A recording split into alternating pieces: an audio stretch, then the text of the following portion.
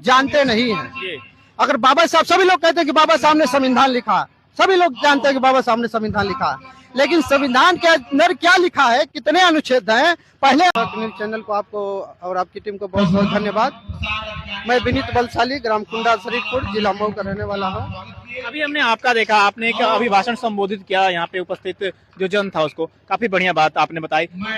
जो आज देख रहे हैं पूरे विश्व में अंबेडकर जी की 134वीं जयंती मनाई जा रही है, क्या देख रहे हैं अंबेडकर जी के सिद्धांतों पे आज हमारा देश चल रहा है कि नहीं चल रहा है सर?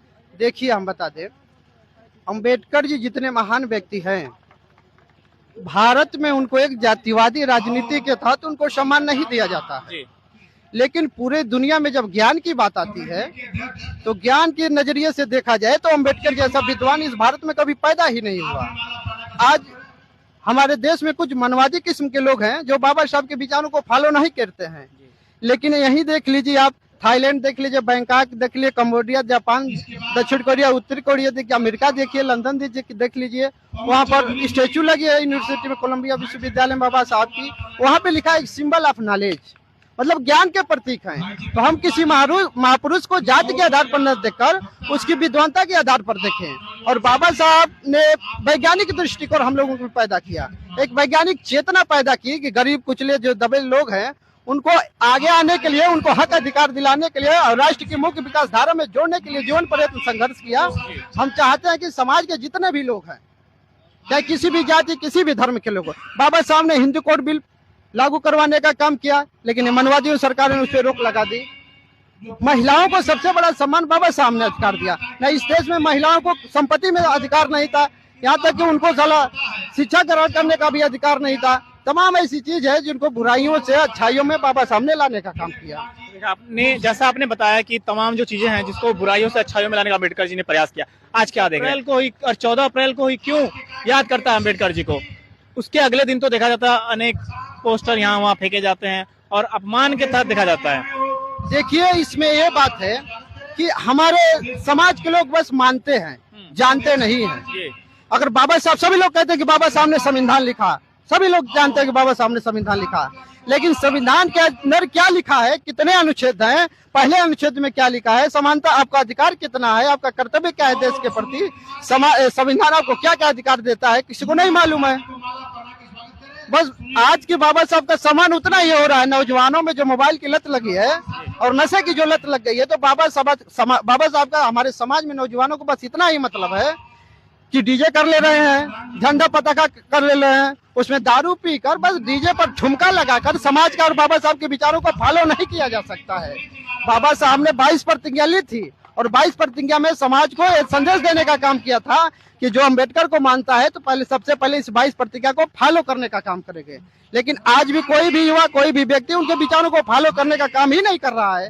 ये देखिए, हमारे समाज की सबसे बड़ी सर्वप्रथम महिला अध्यापिका थी, शिक्षिका थी, सावित्रीबाई फुले।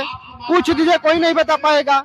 नांगली देवी थी जो इस देश से स्तन प्रथा हटाने का काम किया, उसको कोई नहीं बताएगा। उदा देवी पासी थी, 100 अंग्रेजों को मारने वाली थी, उसको इतिहास में नहीं पढ़ाया। यहाँ तक कि मनवादियों के साथ साथ अपने समाज के जो लोग हैं वो भी बाबा साहब को गर्त में ले जा रहे हैं। ये जयंती मनाकर, जुलूस निकाल कर बाबा साहब की जयंती नहीं हो सकती है। बाबा साहब के विचारों पर चलना पड़ेगा, उनको फॉलो करना पड़ेगा। आज हर राजनीतिक पार्टियां बस बाबा साहब को वोट लेने के लिए अपना फोटो लगा रही है।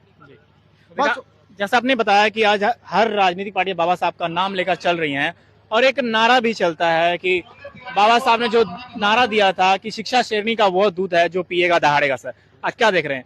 दलित समाज क्या वो शिक्षा ग्रहण कर रहा है कि वंचित है अभी? देखिए, हमारी बात सुनिए, शिक्षा शेरनी का दूध, ये सही बात है। जिसके पास ज्ञान होता है, बुद्धि होता है, वही व्यक्ति तर्क करता है, अच्छे गलत की पहचान वही कर सकता है। लेकिन अब मैं आपको बताना चाहता हूँ कि रावण इसलिए नहीं मारा गया था कि राम ताकतवर था, रावण इसलिए मारा गया था कि उसका भाई विभीषण गद्दार था।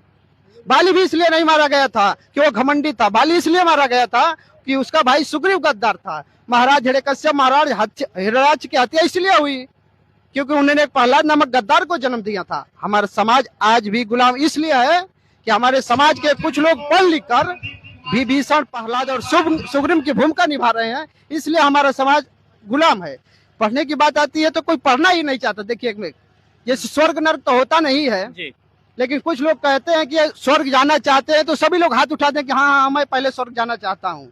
लेकिन उनको बताया जाएगा कि स्वर्ग जाने से पहले मरना पड़ता है, तो कोई मरने के लिए तैयार नहीं होगा, लेकिन स्वर्ग जाने के लिए तैयार हो जाएगा।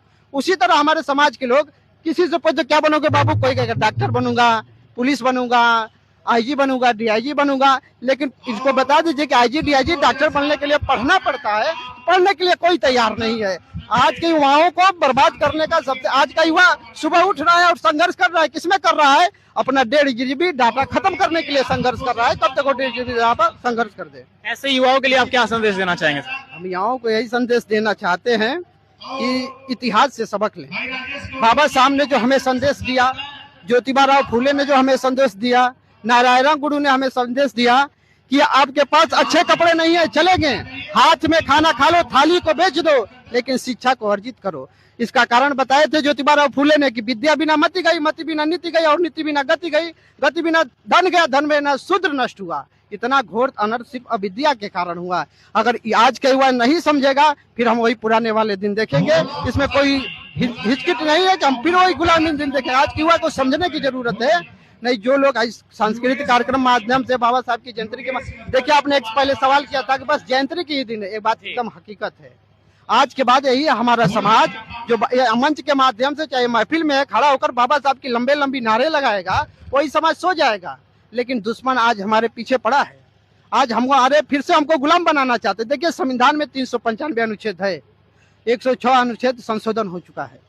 हो चुका है कि नहीं हो चुका है? और देखिए क्या होता है उसमें कि हमारा समाज के लोग, ये सरकार आरक्षण को प्रभावहीन बनाया जा रहा है। देखिए इस देश में पूरे 2% सरकारी नौकरी है और 2% सरकारी नौकरी में हमें आरक्षण है, लेकिन ये सरकार हमारी सरकारी संस्थानों को प्राइवेट करिए जिसमें आरक्षण है।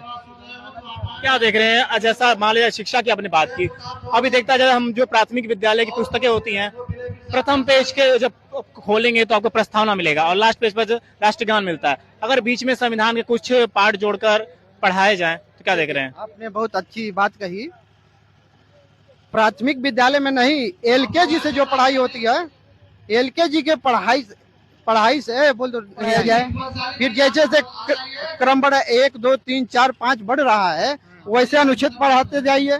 सबसे पहले हम अपने अधिकारों को जानने की जरूरत है कि इस देश में संविधान ने हमको क्या अधिकार दिया है, हमारा क्या मौलिक अधिकार है, हमारा क्या नैसर्गिक अधिकार है जिसको सरकार छीन सकती है लेकिन समाज नहीं छीन सकता है, समाज छीन सकती है, सरकार नहीं छीन सकता है। इसको जानने की जरूरत है। सबसे पहले एक सिलेबस अलग से भारतीय संविधान का स्कूलों में जोड़ना चाहिए, जिससे हर बच्चों को जानकारी हो संविधान के बारे में।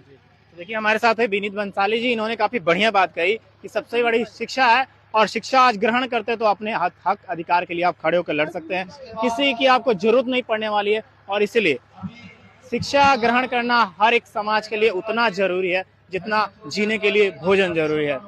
तो हमने बात की आज यहाँ पे उपस्थित विनीत बंसाली जी से, और हम आपको बता दें